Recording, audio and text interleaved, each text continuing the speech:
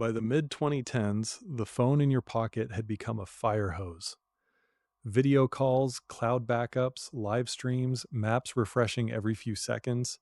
Mobile data was no longer a polite trickle, it was a flood. And the networks carrying it had a quiet structural problem. In earlier generations, the path that carried your cat videos was tightly tangled with the path that carried the network's own instructions: who you are, where you are, what you're allowed to do. Control signaling and user data shared the same architectural bloodstream. That entanglement worked when traffic was modest. It started to crack when every person became a high definition camera and every city block became a swarm of sensors. Operators faced a brutal trade off: scale the whole stack together or watch latency climb and capacity choke. Here's the part that matters: the bottleneck was not only radio spectrum, it was architecture. Until someone separated the highway for data from the traffic lights that governed it, 5G's biggest promises would stay stuck in a press release. Picture a city where ambulances, delivery trucks, and tourist buses all share one road, and every time a traffic light changes, the entire convoy has to stop and renegotiate. That is roughly how tightly coupled mobile cores behaved. Control plane traffic is small but urgent: attach requests, handovers, policy updates, authentication. User plane traffic is massive and continuous: the actual packets of video, voice, and machine data. When those two lives are forced through the same rigid boxes, you cannot move the data path closer to a factory floor without dragging the whole control system with it. You cannot scale packet forwarding without also scaling session management. Legacy gateways became single points of both success and failure. They anchored mobility, enforced charging, and shoved packets toward the internet, all at once. Clever engineering kept 4G alive, but cleverness has limits when traffic multiplies by orders of magnitude, and when new applications demand single digit milliseconds. The question hanging over the industry was simple and brutal: could the network grow a dedicated spine for user data, flexible, software defined, and free to sit wherever the latency budget demanded, without breaking the brain that still had to steer it? 5G's answer was not a faster version of the old box, it was a divorce. In the 5G core, control and user planes are deliberately split. The control plane functions like the access and mobility management function. The session management function, policy control, authentication, stays focused on decisions. The user plane becomes its own citizen, a function whose job is to move bits, inspect them when needed, and enforce quality rules at line rate. That user plane citizen has a name: the user plane function, the UPF. Think of the control plane as air traffic control and the UPF as the runway and taxiway system. Controllers still decide who takes off and which route is safe, but the actual aircraft, your packets, roll on infrastructure built only for movement. Separating those roles means you can add runways without rebuilding the tower.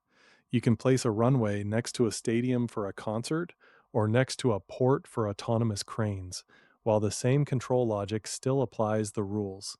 This is the architectural hinge of the 5G story. Everything the UPF does next only makes sense once you see that split as the opening move. Follow a packet from your phone, it leaves the handset, the user equipment, and hits a radio base station, the GNB. From there, user data rides the next generation user plane path, NGU, into the core. Control signaling takes a different road, NGC, toward mobility and session managers. Sitting on that user path is the UPF, highlighted in architecture diagrams as the red box that bridges radio access to the wider world. Above and around it live the control functions: the AMF handling access and mobility, the SMF owning session logic, the PCF for policy, the UDM and AUSF for subscriber data and authentication, the NSSF for network slicing selection. They talk to each other over a web of named interfaces, N1 through N15 and beyond. But notice what the UPF uniquely touches: On one side, the radio network, on the other, the data network, the internet, a private enterprise cloud, an edge application cluster. The SMF steers the UPF over the N4 interface, telling it how to treat each session. The UPF itself does not debate identity or roaming policy. It executes the forwarding plan. If the 5G core is a city, the UPF is the customs dock and the interstate interchange rolled into one. Everything that feels like my phone is online eventually crosses it. One of the UPF's official jobs sounds almost bureaucratic until you feel what it unlocks. It is the external PDU session point of interconnect to the data network. A PDU session is the 5G name for the continuous data pipe between your device and a network. Internet access, a corporate VPN, a gaming edge cloud. The UPF is where that session meets the outside. The interface is called N6. Cross N6, and you have left the mobile core for whatever destination the session was built to reach. That matters because not every destination is the public internet in a distant data center. With a software defined UPF, operators can terminate sessions close to a factory, a hospital, or a content cache. The gateway is no longer a single national choke point.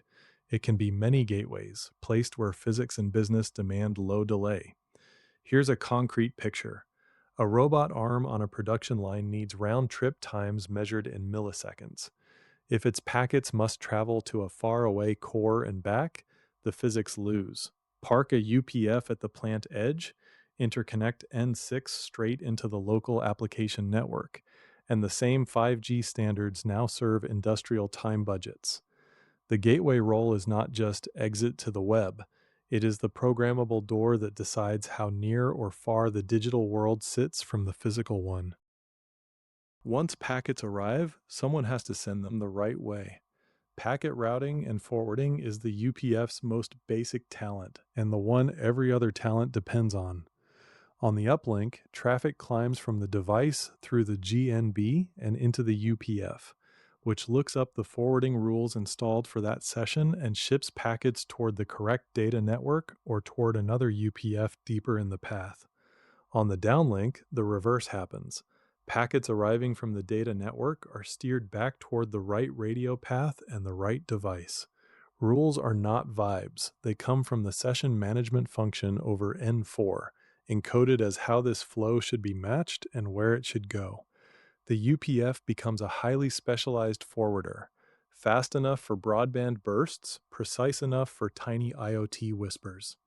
When more than one UPF sits in a chain, say an edge UPF near the user and a central UPF near a national internet peering point, intermediate interfaces such as N9 carry user plane traffic between them. The architecture allows the path to be composed, not monolithic. Routing, in other words, is no longer stuff everything into one giant gateway. It is a programmable graph of forwarders that can bend toward latency, cost, or regulatory boundaries without rewriting the radio. Mobility is the feature that makes a phone different from a Wi-Fi laptop. You walk from a subway platform into a street, from one radio technology into another, and your video call is not supposed to die. The UPF is specified as an anchor point for intra and inter-RAT mobility. Intra-RAT means you stay inside one radio family, say 5G to 5G, while cells change beneath you. Inter-RAT means you may cross radio access types, for example between 5G and 4G, as coverage and load dictate. Why an anchor? Because as the radio path changes, something in the core must hold the stable end of the session toward the data network. The UPF keeps that fixed point. Your IP address and session identity can remain coherent while the tunnel from the radio side is updated. Without that anchor, every cell change would look like hanging up and dialing the internet again.